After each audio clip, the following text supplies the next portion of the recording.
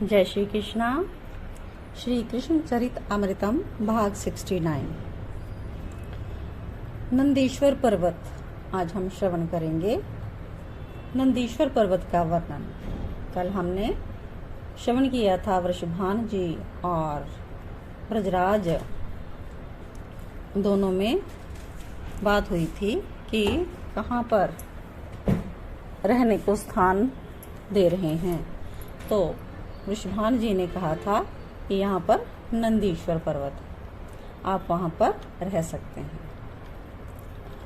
गिरिराज गोवर्धन को दाहिनी ओर करके वृषभान जी के साथ ब्रजराज श्री नंद जी नंदीश्वर पर्वत की ओर चल दिए और पीछे पीछे सारे गोप ग्वाल गोपी गोयें सब। क्या दिव्य शोभा थी गिरिराज की। अपलक नयनों से कन्हैया गोवर्धन के शिखर की ओर देखते हुए चल रहे थे। ये पर्वत भगवान नारायण का स्वरूप है, महर्षि शांडिल्य ने ब्रजराज को बताया। ये सुनकर ब्रजराज की श्रद्धा गिरि गोवर्धन के प्रति और बढ़ गई और बड़े प्रेम के साथ हाथ जोड़कर प्रणाम किया था ब्रजराज ने। महर्षि प्रसन्न चित्त से ये बात कहते हुए चल रहे थे कि तीनों देव यहीं वृंदावन में वास करते हैं। ब्रजराज ने भी प्रश्न किया, कैसे भगवान? वृषभान जी भी बड़ी श्रद्धा से सुन रहे हैं महर्षि की बातें। गोवर्धन पर्वत ये नारायण स्वरूप है और जहाँ वृषभान जी रहते हैं, जिस पर्वत की तलहटी में ये रहते हैं, इनका महल है, उस पर्वत का नाम है ब्रह्मचल पर्वत, जो ब्रह्मा जी का स्वरूप है। और नंदीश्वर पर्वत जो इनके बरसाना के पास है, वो भगवान शंकर का स्वरूप है। महर्षि चाहता हूँ उसी नंदीश्वर पर्वत की तलहट्टी में ब्रजराज अपना महल बनावे और उसके आसपास जितनी भूमि है और मित्र ब्रजराज को जितना चाहिए मैं दूंगा। महर्षि को ये बात हाथ जोड़कर विनम्रता पूर्वक वृषभान जी बोले। ब्रजराज भी मुस्कुराकर बोले, जैसा आप उचित समझे। तो अब आगे अगला सीन। भगवान शंकर अति आनंदित हैं और क्यों ना हो, स्वयं पर ब्रह्म श्री कृष्णचंद्र उनके यहाँ रहने के लिए पधारे थे। शनिदेव तो इसी दिन की प्रतीक्षा में थे कि कब हमारे यहाँ श्री कृष्णचंद्र जी पधारेंगे, और आज वो दिन आ ही गया था। मणि माणिक्य सब प्रकट कर दिए थे शनिदेव ने। यक्षलोक में कुबेर के पितरों ने जाकर श्री कृष्ण के बारे में सब बताया। जीवन का लक्ष्य मात्र श्री कृष्ण प्रेम ही हो सकता है। और भी बहुत कुछ बताया नल कुबेर मणिग्रीव ने अपने पिता कुबेर को। ये सब सुनकर दर्शन के लिए कुबेर अपने यक्ष लोक से पधारे और ब्रजरानी के क्रोड़ में खेलते नंद नंदन के दर्शन करके अत्यधिक आनंद की अनुभूति करने लगे। अब बैलगाड़ियां रोक दी गई, रथों को रोक दिया गया। ये है नंदीश्वर पर्वत।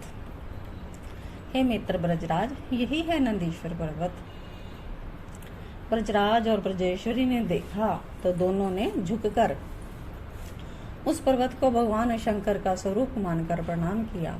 आनंदित तो भगवान शंकर हुए, उन्होंने भी कन्हैया के माता पिता को वंदन किया। वृषभान ने कहा, यहाँ अपना महल बनावें। महर्षि शांडिल्य ने मुस्कुराकर उस स्थान में महल बनाने का अनुमोदन किया ब्रजराज से, और इसके पास आसपास का जितना क्षेत्र सब आपका। उदार मन से वृषभान जी बोले, आप चाहें तो पास में ही भूमि जो दिखाई दे रही है अपना कोषागार बना सकते हैं, क्योंकि वो दिशा कुबेर की है। वृषभान जी सब दिखाने के बाद कुबेर उसी स्थान पर जाकर बैठ गए जहां नंद महाराज कोषागार बनाने वाले थे।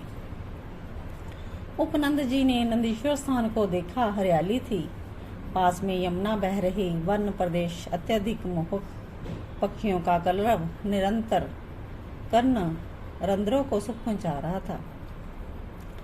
उपनंद जी भी बहुत प्रसन्न, ग्वालों को आदेश दिया, बैलों को निकालकर गाड़ियों को एक तरफ पंक्ति में लगा दो और उनके ऊपर सुंदर वस्त्र तान दो, उसे सजा दो, सब लोग आज यहीं रहेंगे। उपनंद जी बोले, आज की रात्रि इसी तरह बताई जाए, कल देखेंगे कि क्या किया जा सकता है। और अगर किसी ने कुछ कहना हो तो कह सकते हो। हे उपनंद जी, हम आपसे प्रार्थना कर रहे हैं कि जहां हम आज अपने छकड़े सजाकर रहेंगे आज की रात, वहां से हमें कल न हटाया जाए, हमारा भवन उस स्थान पर बना दिया जाए। उपनंद जी हंसे, ये मेरे भोले ब्रजवासियों, हमने कभी भेद नहीं किया। हम राजा हैं और आप लोग हमारी प्रजा, हम सब एक हैं, कोई भेद नहीं। आप लोगों की जहाँ इच्छा हो वहीं अपने छकड़े लगाइए और वहीं आपका भवन भी कुछ काल बाद बन जाएगा। बोलो वृंदावन धाम की जय। प्रसन्नता से उछल पड़े ब्रजवासी। अब सब अपना स्थान खोजने लगे। नंद महल के पास ही हम रहेंगे। कोई कहता है हम तो ऐसी जगह रहेंगे जहाँ से नंद नंदन दिखाई देते रहे। कोई कहता हमें वो जगह दो क्योंकि खेलने के लिए वहाँ आएगा नंदलाल। ब्रजराज हंसते हैं, सब हमारे महल में ही आ जाना। ब्रज विश्वमान जी भी हंसते हैं, सब आनंदित हैं। गोकुल की किसी को याद नहीं आ रही। अपने अपने छकड़े को सजाकर उसमें अपनी सामग्रियों को रखकर ब्रज गोपियों मटकी लेकर यमुना से चले। क्या बताऊं कि तुम मेरे क्या